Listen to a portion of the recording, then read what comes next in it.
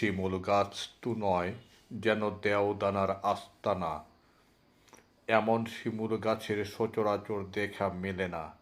আকার আকৃতি ভীষণ ভয়ানক, গায়ে তার নানা রকম চক্কর। তার কোনোটাতে মনুষ্যাকৃতি, কোনোটা বানর সদৃশ, কোনোটা আবার ভৌতিক রীতিমতো। শিমুল গাছ তো নয়, যেন বইতে পড়া রূপকথার দেওদানোর আস্তানা একটি। গাছটির বয়স নাকি 300-400 বছর।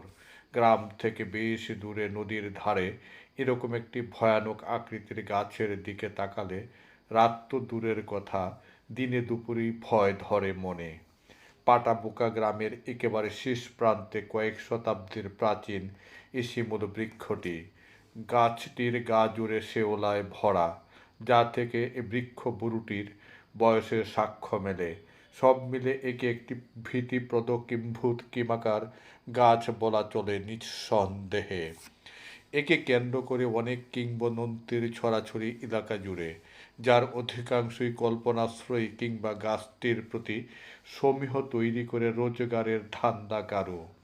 সাধারণত এরকম একটি ব্যতিক্রম আকার আকৃতির গাছকে নিয়েই নানা রকম কল্পকাহিনী জমে ভালো, ব্যবসাও হয় জমজমাট।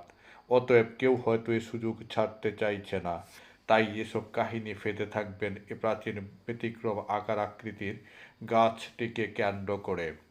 কটিয়াদী কিশোরগঞ্জ মহাসড়কের উপরে একটি জায়গার নাম বিন্নাটি। এই মোড় থেকে পাটাবুকা গ্রামের এই শিমুল গাছের দূরত্ব অনুমান 5 কিলোমিটারের মতো হবে।